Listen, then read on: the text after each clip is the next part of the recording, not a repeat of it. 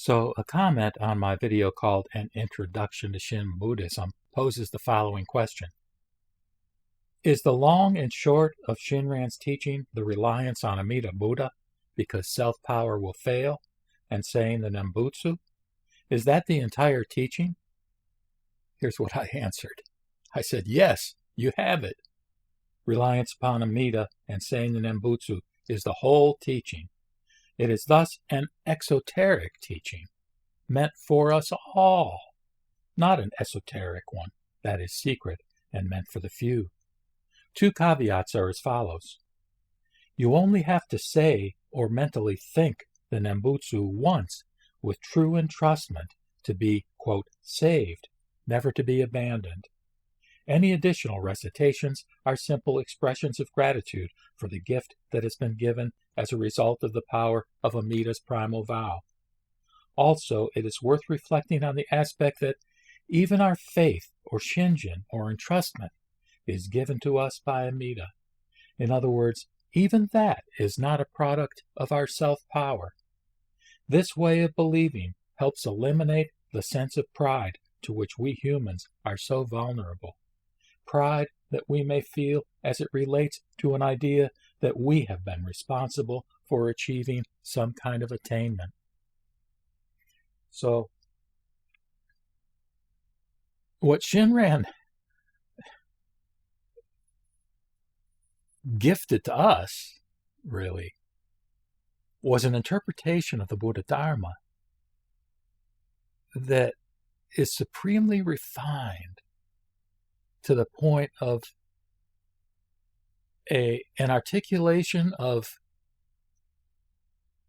a system of absolute other power, a system of what Al Bloom calls pure grace.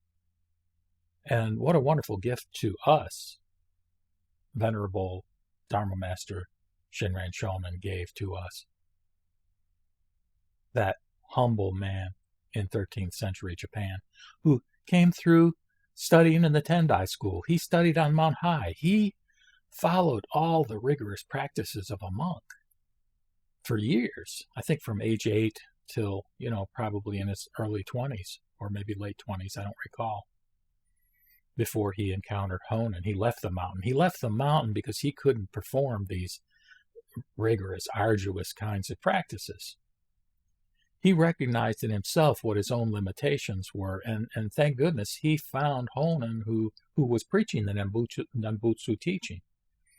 He taught that the saying of Namo Amida Butsu is the only practice that's necessary, the sole practice. But even Honen, really, he viewed it still, I think, as more along the lines that what the Nembutsu then confers is the opportunity to be born in the Pure Land, where we would be free of our poisons, greed, anger, ignorance. We would be free of the kinds of limitations that we have in this body and in this life, so that we would be able to make rapid progress toward Buddhahood. Well, Shinran, he refined even that by saying, when we are reborn in the Pure Land, we immediately become a Buddha, which of course is the goal. And as a Buddha, we have the capability of manifesting ourselves in a variety of forms. And we do so in the service of preaching the Dharma and saving sentient beings. In other words, helping people and helping all sentient beings to relieve suffering. That's the whole point of Buddhism, from Shakyamuni on up to Amida Buddha. The whole point of Buddhism is to relieve suffering. It's very practical in that regard. So the true essence of Pure Land Buddhism, or Jodo Shinshu, this system that, while Shinran developed it and articulated it in his various writings, his formal writings like the Kyoga Shinsho, as well as his more informal wasan or verses, that what he gave us was a system for the common people, a system for ordinary foolish beings like me, who, like Shinran, did not have and do not have the capability of perfecting my personality through the bodhisattva practices such as the paramitas.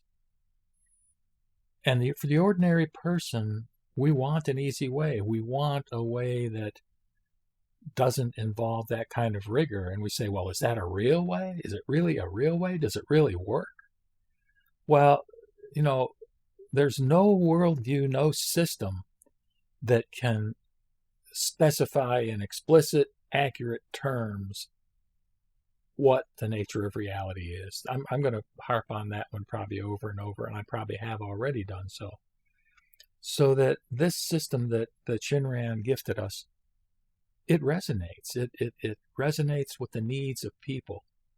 More millions of people, more tens of millions of people in the world who are Buddhists have followed the Pure Land teaching more so than any other teaching, whether it be Zen or Tibetan or Shinran.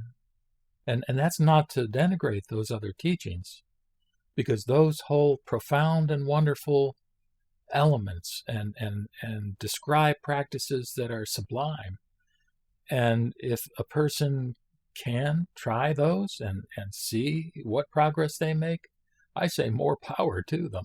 And that's part of why I portray some of those on my channel, why I recite some of these Mahayana sutras that describe a kind of altruism and sublime profundity that is really incredible in terms of the nature of these texts. The fact that this can be articulated with such a crude instrument as human language. I mean, we have to face the fact that, yes, we're an amazing species. We have language, yeah, and we can think. We have this capacity, and we have self-awareness. We have consciousness.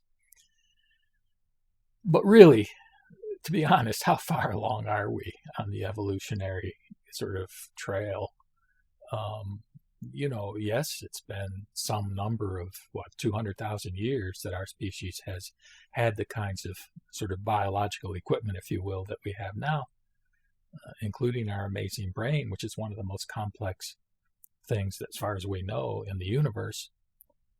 But still, we're at a relatively primitive stage.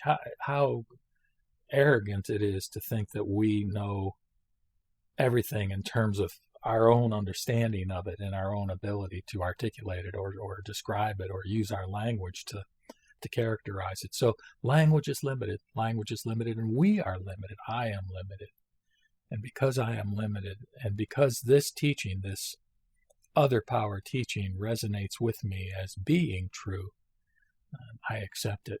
And by virtue of me accepting it, which even that acceptance, the way I would think about it, is a gift from Amida through Shinjin, or through the entrusting mind, which is, I think I indicated in a recent video, I learned that basically Shinjin is the Buddha nature. So by accepting this gift from Amida, it gives me assurance that I'll be reborn in the Pure Land,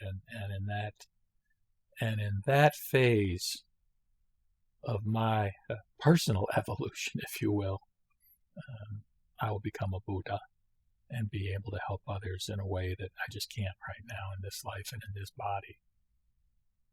Namo Mita Boots. Namo Mita Boots. Namo Mita Boots.